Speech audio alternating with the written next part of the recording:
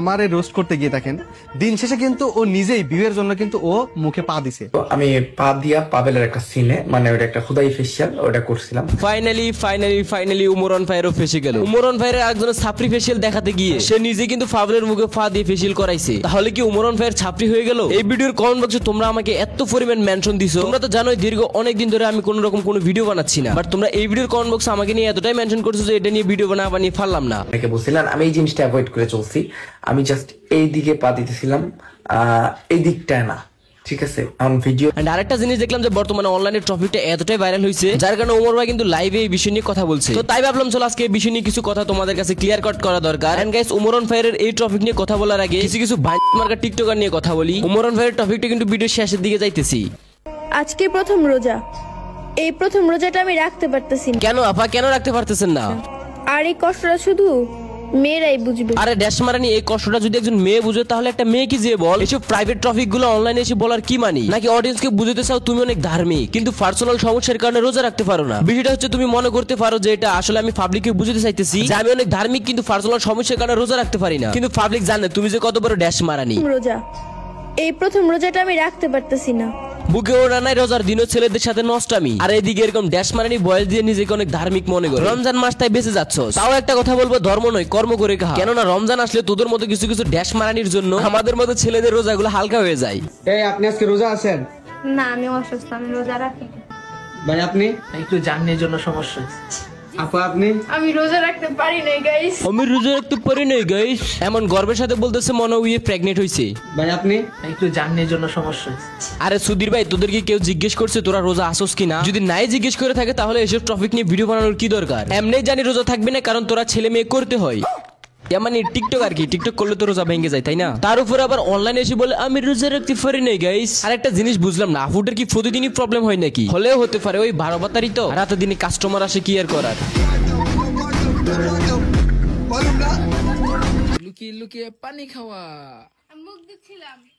না না না, পানি খাইতেছ এই যে নয়েজ হালকা অডিয়েন্স, আমরা দেখে ফেলেছি তুমি পানি খেয়েছো, তুমি পানি খেয়েছো। আরে ভাই তোমরা এসব কমেন্ট করবে দেখে ওরা এসব ভিডিও করতেছে, কেননা ওরা জানে এরকম আবাল ভিডিও বানাইলে কিছু নয়েজ হালকা অডিয়েন্স গিয়ে কমেন্ট করবে তুমি পানি খেয়ে ফেলেছো, আমরা দেখে ফেলেছি। তো বেশি এসব কমেন্টের কারণে ভিডিওটাও ভাইরাল হয়ে যাবে। এই জন্য বলি বাংলাদেশে ভালো কিছুর দাম নাই, যত আগলামি ফাগলামি সাগলামি করতে পারবা ততই তোমার ভিউজ। কিন্তু তাই বলে টিকটক মারানিরা রমজান মাসে এতটাই নিচে নামে যাবে সেটা কল্পনা করতে পারিনি। যারা সমালোচনা করতেছে তাদের সবাই একটাই স্বপ্ন, যদি যে নামে সমালোচনার রিপ্লাই ভিডিও দিয়ে দেয় তাহলে তুমি ভাইরাল হয়ে যাবে। এই স্বপ্ন নিয়ে হাজারো মানুষ সমালোচনা করতেছে। ওই যে একটা কথা আছে না, once a mother always mother, ঠিক তেমনই টিকটক গার্লদের জন্য ওয়ান্স এ সুত মারানি অলওয়েজ সুত মারানি। মানে করবে সমালোচনার কাজ, আর সমালোচনা করলে সে যদি রিপ্লাই দেয় তাহলেই আমরা ভাইরাল হয়ে যাব। আরে মারানি, আগে কমেন্ট বক্সটা একটু ভালো করে দেখ, তারপর না হয় আমাদের নিয়ে কথা বলিস। সমালোচনা করলেই নাকি ভাইরাল হয়ে যাব। মানে মোস্ট অফ দ্য পিপল টিকটকারদের একটাই সমস্যা, তারা সমালোচনার কাজ করবে বাট উচিত কথা বললেই তারা বলবে আমরা তাদের টাকায় চলি। আর ভাই ফেসবুক নন মনিটাইজ, ইউটিউব নন মনিটাইজ, একটা ভিডিওতে অ্যাডও শো করে না, ইউটিউব ফেসবুক থেকে ইনকাম জিরো, শুধুমাত্র পাবলিকের ভালোবাসার খাতিরে ভিডিওগুলো বানিয়ে যায়। কি বলবো, যাই হোক জায়গা গাইস, তোমরা যারা যারা ভিডিওটা দেখে এই পর্যন্ত চলে এসেছো তোমাদের সবাইকে বলতেছি আমি খুব তাড়াতাড়ি আবার আগের মতো রেগুলার ভিডিও দিব। জাস্ট তোমরা প্রত্যেকে এই ভিডিওটা একটা করে লাইক একটা করে কমেন্ট করবা। এন্ড যারা যারা ফেসবুক পেজ থেকে ভিডিওটা দেখতেছো ভাই, এই ভিডিওর কমেন্ট বক্সে আমাদের ইউটিউব চ্যানেলে লিংক দেওয়া থাকবে, মনে করে সবাই সাবস্ক্রাইব করে দিবা। 50,000 সাবস্ক্রাইবার হইতে আর মাত্র কিছু সংখ্যক সাবস্ক্রাইবার বাকি। 50,000 সাবস্ক্রাইবার হইলে কিন্তু ঈদ স্পেশাল ঝাঁকানাকে একটা কিউএনএ ভিডিও আনবো। সো যারা ফেসবুক থেকে দেখতেছো এন্ড ইউটিউবে নতুন দেখতেছো উভয় মাস্ট বি সাবস্ক্রাইব করবা। আর ফেসবুক থেকে যারা দেখতেছো তাদের জন্য কমেন্ট বক্সে লিংক দেওয়া থাকবে, ওখানে ক্লিক করে সবাই সাবস্ক্রাইব করে নিবা। অর্ণব আবার কি হয় আপনারা অনেকে জানতে চান, আর আপনারা জানতে চান আমি প্রথম রোজা কেন রাখি নাই।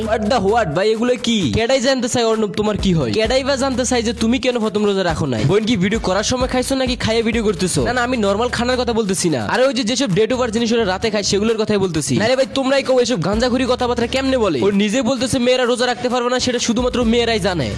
আর এই কষ্টটা শুধু মেয়েরাই বুঝবে।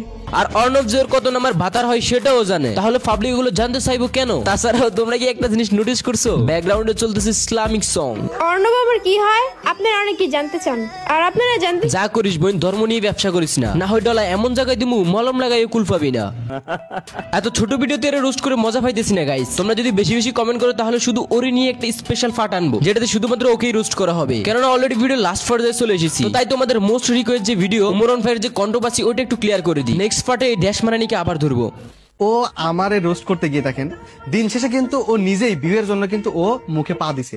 এখানে মূলত মিরাজ আফ্রিদি বলে যে ওমরান ফায়ার নাকি তাকে রোস্ট করতে গিয়ে পাবেলের মুখে পা দিয়ে ফেসিয়াল করে, এন্ড অন্যদিকে ওমরান ফায়ার তার লাইভেই বলে দেয় যে সে নাকি পা দিয়ে ফেসিয়াল করে, জাস্ট অ্যাক্টিং করে, এন্ড এর জন্য ওমরান ফায়ার সরিও বলে লাইভে। এটা একটা খুদাই ফেসিয়াল, আমি জাস্ট এই দিকে পা দিতেছিলাম, এই দিকটায় না, ঠিক আছে। এখন ভিডিওতে মানে ক্যামেরায় মনে হইতেছে আমি এই দিকেও দিতেছি না, আমি extremely sorry. But Omran fire যখন পা দিয়ে ফেসিয়ালের ভিডিওটা বানাইছে তখনই আমার মনে হয়েছে এটা আসলে খারাপ হয়েছে, কেননা সে একজনকে রোস্ট করতে গিয়ে সে নিজে যদি আরেকজনের মুখে পা তোলে তাহলে বিষয়টা আসলেই ক্রিঞ্জ। তবে মানতেই হবে মানুষ বলতে ভুল হতেই পারে, সেজন্য সে লাইভে মাপছে নিছে। আমারে রোস্ট করতে গিয়ে দেখেন দিন শেষে কিন্তু ও নিজেই ভিউয়ের জন্য কিন্তু ও মুখে পা দিছে।